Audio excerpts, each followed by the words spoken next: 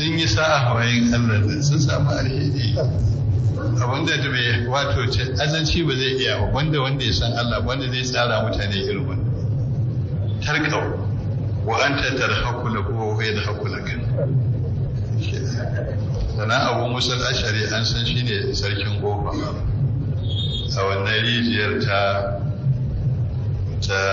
Aris wanda ake albishir da aljanna to annahu qala cewa shi yace wato daga annabi alaihi salam annabi yace al-khazinu wato ma'aji sirejara al-muslimul aminu musulmi kuma amintacce wanda baya cin amana a dukiyar da aka dora masa amanata allazi yunfizu ma umira bihi wanda yake zartar da abin da aka umarce shi da shi na dukiyar mai dukiya shi ma'aji ne mai dukiyar ko gwamna ko shugaban ƙasa ko wani shugaban karamar hukuma ko sarki sai ya ce da ma'ajinsa a bawa na abu kaza kawai takenan sai izartar babu ja masa rai a ce a bashi a ce je ka dawo je ka dawo je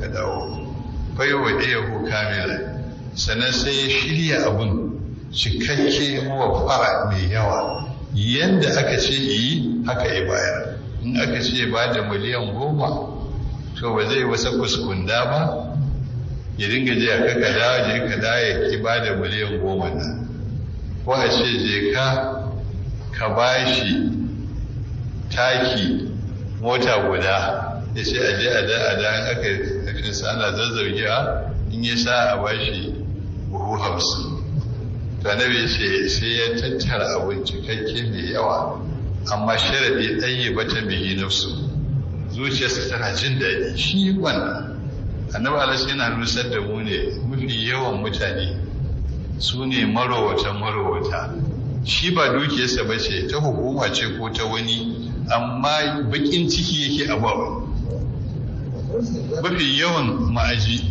haka ake samun su da shi ba nasu ba ne wanda yake da ikon ya ce a bayar sai ransu ya ɓaci an mutum ya zo sai ga ɓaci rai ga sun ɗaura fuska sai ga sun turbine kamar aiko musu da manzon mutuwa har shi wanda aka tura ya karɓa din har sai ya ji rashin daɗi amma idan mai ajin ya zama ya zartar da abin da aka ce ya ta shirya duk abin da aka yi amma zuciyarsa a wanke tas yana jin daɗi faye da fa'o ila da zai umira da hobihi sai ya tattara ibada ita ga wanda aka umarta ibawa in da iya wannan to hadar mutasaddiqaini ɗayan masu sadaka ne idan Allah ya ba wancan lada miliyan cika teku shi ma haka zai ba shi ba zai rage masa ba to a ruwayar hadisin akwai wato wasali biyu ko adal mutasaddiqina wato da jam'i ɗayan masu sadaka ko adal mutasaddiqaini da shi wanda ya ce a bayar da shi din su biyun to duk haka Allah zai ba su da abin da ya ba mai dukiyar haka zai ba shi ma wanda aka ce bar amma sharadi ya zartar da abin lokacin da aka ce bai ce masa je ka sai ka dawo ba ya kai shi wata guda yana zuwa yana wannan sannan kuma ya bange abin ba zai cika shi yadda ake so ba sannan lokacin da zai bayar ransa baya so yana faɗar bakakken maganganu ko kuma bai faɗa a baki ba a fuskarsa da aikinsa sai an ga akwai wulakanci da baya son ya bayar to in an samu wannan Allah ba zai ba shi dadin komai ba amma idan ina jin daɗi to haka za a ba shi mun ga lokacin da al-ma'mun khalifa na Bani al-Abbas yana zaune a majalisinsa ana munazara ta ilimi sai aka zo ana maganar wani hadisi da aka ce manzo Allah sallallahu alaihi wasallam ya ce idza tazawwaja ar-rajulu al-mar'ata limaliha wa jamaliha wa nasabiha to kana lahu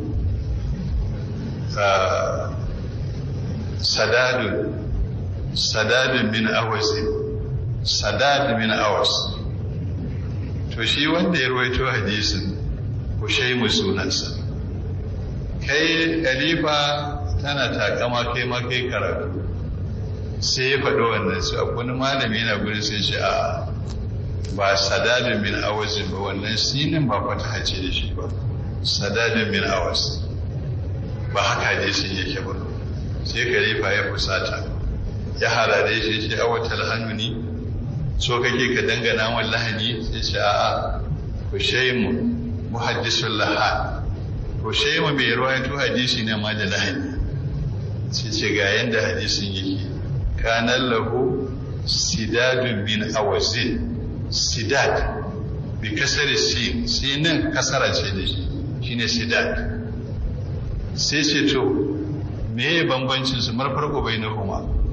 Sai ce masa shi sadalu da fataha kawai ƙasa da kawai nufi, amma in aka sa masa kasara ana nufin guziri, shine sidal. Wanda ya auri mace kyakkyawa mai dukiya ta zame masa guziri da tanadi na rayuwa, shi haka annaba da sai ke nufi.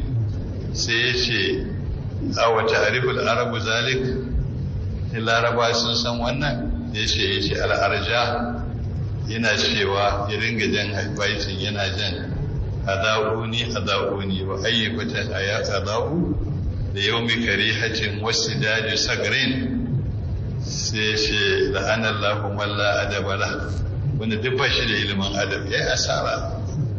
Ya ce na rubuta masa dirhami 80,000 saboda wannan kasar da ya gyara mun a kaiwa baitul mali a bashi.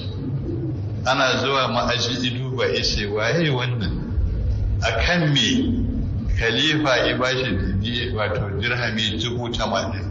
Ta ce kalma ce kwaya ɗaya ta hadisin annabi alaihi salam wadda in aka bi ta za ta rusa ma'anar magana annabi alaihi, sai ya gyara masa. Ya ce akan wannan ya bashi dirhami 80,000, ni kuma na ƙara masa 30 a aljihuna. To haka ake son ma'aji. Nan da nan ya tashi dirhami 100,000 saboda kasara da aka gyara masa. To wannan shi ake bukata. Muttafaqun alaihi, Bukhari da Muslim su suka rawaito wannan hadisi. Wa fi riwayatin allazi wa ima umira bihi. A wata riwaya ba yuna fi zuciya yana bada abin da ka umarce shi da shi. Wa zabadu al-mutasaddi aini bi fatahil qafi ma kasarin nuni ala tasniya. In ka sa wa kafin fataha, ka sa wa nunin kasara, to tasniya wato guda biyu ake fita saddiqaini. Wa aqsubu ala al-jam'i, in kai akasinsa kuma ka sa wa kafin fataha ai kasara, nunin ka sa masa fataha, to jam'i kake mutasaddiqina. Wakilahuma sahihu, dukkanin su a dabadin da aka yi ko na jam'i ko na tasniya diddai ne, abinda a sakon annabi alaihi ya fita an gane shi tangarangam. Muna roƙon Allah subhanahu wata'ala sa mu cikin allazina yata'awanuna alal birri wat taqwa.